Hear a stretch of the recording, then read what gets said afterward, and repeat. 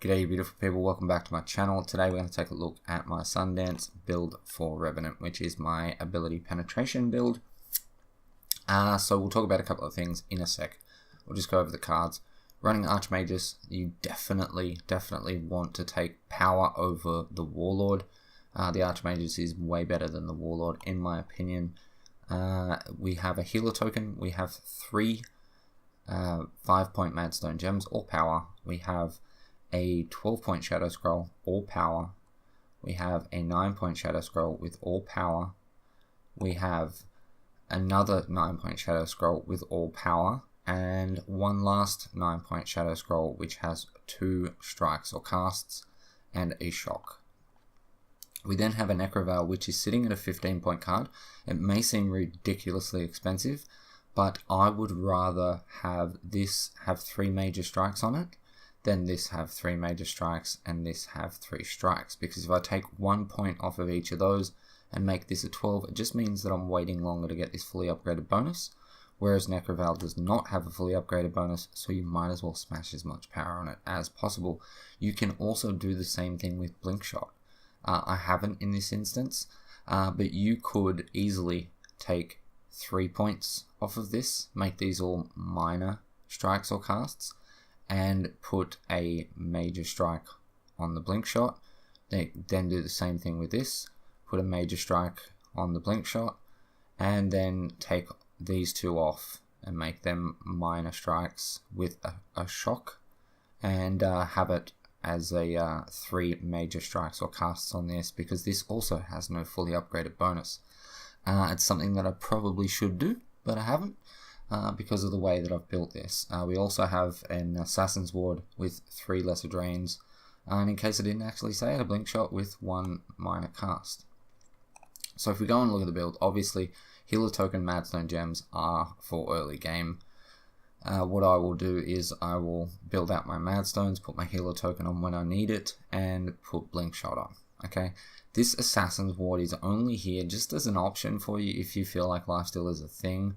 But if you have a look at the build, because this is a replacement for Blink Shot, if we have a look at the full build, you'll notice that you're only getting 10 lifesteal, okay? So you're only going to be hitting for about 256, so you're healing for 25.6 health per shot, which is not that fantastic.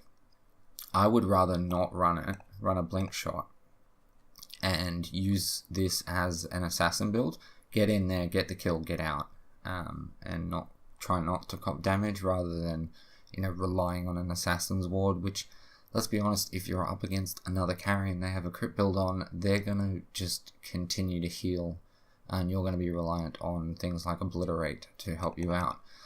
The other thing that I have messed with today is running health regen instead of lifesteal. The only 2 options are Tainted Magic and Stab Link. Now with Stab Link, yes, it gives you an engage tool. You cannot use it to disengage if you've taken damage, so that's a minus.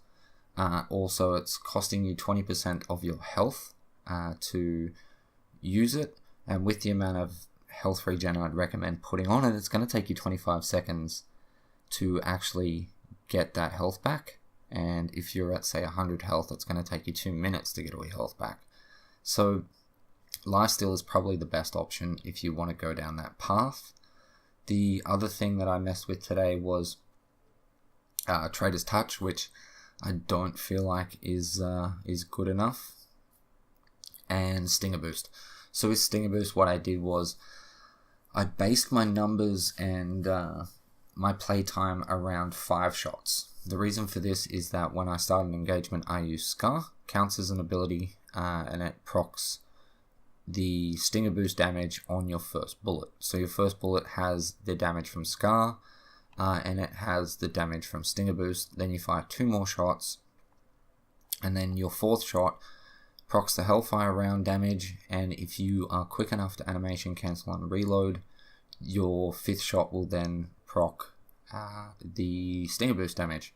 And what it ended up with was, if we went off someone like Grux and we didn't take into account any form of penetration, okay, so we're not penetrating his armor, just going off of his health at level 15 with no extra health, and just assuming that we're doing true damage.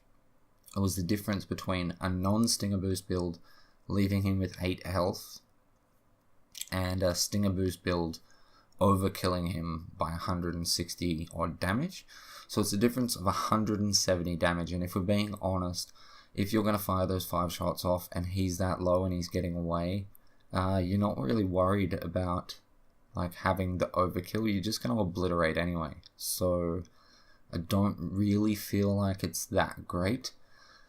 Although yes, you probably would have killed him with that extra damage already and you'd have obliterate there to use. Who actually waits to use it? I mean, you're going to fire, you're going to scar, you're going to fire your 4 shots, you're going to reload, and you're going to obliterate while you're reloading. So he's already going to be dead before you proc your second Stinger Boost shot. So it's kind of, you know, it's kind of redundant. So this is what I've settled on. Now, if you click on the link that's in the description down below to come to this build, the Assassin's Ward will not be in it because I don't want to use it. I don't think that's good enough. I'm actually going to put in another 5-point Madstone Gem because that way I can have 4 Madstone Gems, a healer token, and a blink shot. And then I can slowly but surely replace a Madstone Gem with a 9-point Shadow Scroll, another one, and then replace my 4th Madstone Gem with a 12-point Shadow Scroll, and then put Necroveil on. So that is the build, guys. I hope everything I've said makes sense. I was asked about Stinger Boost, so I thought I would test it out today, and it turns out it's not as good as you would like it to be. It's much better, I think, on someone like Twin Blast probably, but even then I still wouldn't use it. Which is unfortunate because I really wanted to build something special, but it's quite good, this build. It does a lot of damage. It's the first time you've been able to run a carry as just a pure assassin, and it works quite well, so give it a go. Let me know what you think.